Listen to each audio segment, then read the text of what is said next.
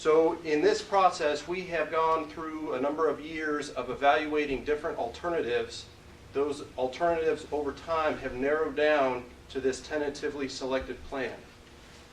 In October, the Corps of Engineers, with our local non-federal sponsor, conducted a decision brief with our higher headquarters, which is the Great Lakes and Ohio River Division, Corps of Engineers, and the headquarters of the Corps of Engineers in Washington, D.C. So this is a concept.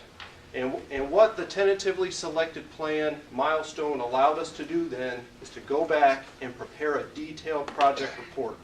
And that is what the project delivery team at the district and here with Mike in the local area are completing right now. And we're looking at releasing that to the public in early 2015. The purpose of that public release is the formal venue to get it evaluated, receive and hear comments, and then we're required to respond to those comments. So by pushing out this concept, and many of you have seen it in the paper, and now you have the pamphlet in your hand, it allows you to start thinking about some of those questions. We can start gathering some of those questions, concerns, ahead of the detailed project report.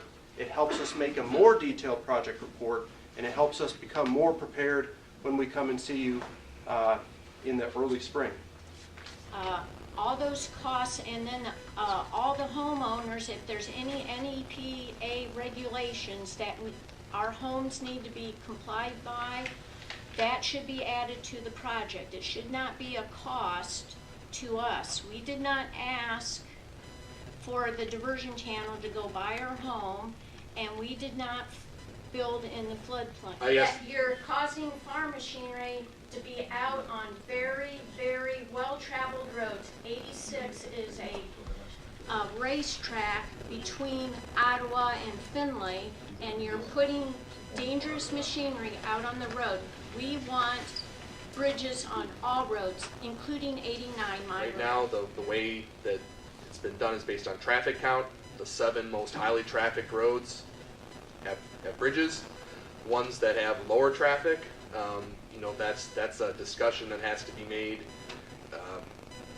That's a community discussion. So the question is, are there areas of induced flooding with the current tentatively selected plan? We see those areas reducing, and it's still a focus area.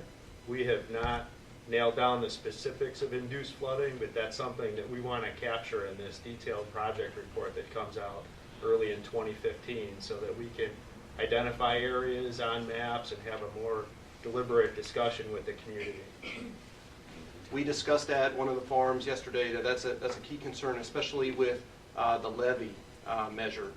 And so what we would like to do as part of the public review, and when we come out here with the project report, is to graphically depict what our models are showing as those potential areas under a variety of different storm events in the basin. If constructed, one day these types of projects built under federal authority are then turned over to a local entity. It could be one, it could be several.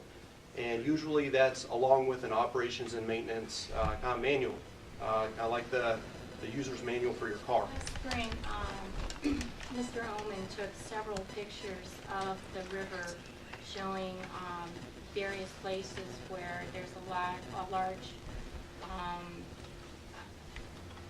places where silt has built up in the river with trees growing there, and I was wondering if there's any plans on addressing those areas. If we look at the Corps' timeline of scope towards an actual flood mitigation project being constructed within our community, we could be 7 or 8 years away from that project potentially beginning construction. I mean, it's not going to be instant pudding. So on a local front, we've done a good job of, after 20 years, getting the river maintenance program going again. But in Colorado, Indiana, they have done river cleaning projects here in Ohio as well, where they have removed those types of islands that have built up in waterways. And that is something that in this next phase, we need to take a more aggressive approach. We've got the river cutting new channels because the river's plugged. And nobody will step up to the plate and do it. First thing we hear is environmental concerns. Well, that's fine, but if a mussel is going to be more important than the people that live in the Blanchard River watershed, this country has a problem. This is nothing more than displacing one problem and creating another problem. I was tempted to bring the 62 study along. I have it out at the farm if you want to look at it. In 62, the Army Corps followed the watershed. In 62, the Corps told the city of Findlay, don't develop where you're at. If you lay your 62 study over top of the city of Findlay today, nobody listened. There's no magic bullet in flood risk reduction. It's a fact of life. It's also not 1962. A lot of things have changed since 1962, like you talked about with land development.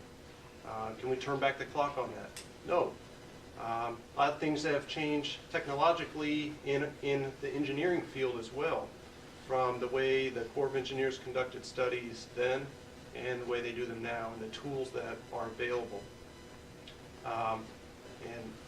So to that respect, I think our analysis is ideal compared to 1960. The precipitation events are different, and we know that looking at the hydrological models and precipitation of the last decade is much different than the last 100 years of data from this region. We know that it's flooding more frequently and with greater magnitude now. What we think this does is offsets the combined effect that the Blanchard, Lye Creek, and Eagle Creek have at their confluence. All right, so the question is, the retention area south of Findlay, is it off the tentatively selected plan? Yes. Can you tell me the thinking behind that? The follow-up question is the thinking behind removing that retention. Because it didn't have the highest net benefits. So It didn't have, I'm sorry. the highest net benefits. So essentially, the cost of that measure was not optimum in terms of the benefits it created. So the question is, why didn't the diversion channel follow Warren Run? Same reason. It costs more. So Because of bedrock?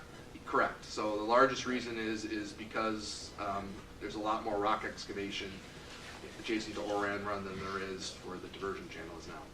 The Norfolk Southern Railroad Bridge at Westing Cross Street had been targeted in the initial plans for modification.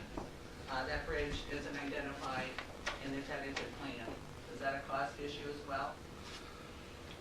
For that one, essentially when we were looking at that initially, we had I would guess a less refined hydraulic model. At that time, it appeared that removing that bridge would have an impact where the cost justified the benefits. With our refined hydraulic models and with the refinement in terms of how the plan works, the cost to actually do that measure is essentially it's not worth the benefits that it provides. You're going to cut a division between Hancock County and Findlay. You're going to cut it. How do you remedy that? You can't. It's integrity. It's morality. And I've lived this with the Army Corps of Engineers. I've experienced this with my own family and my own family farm.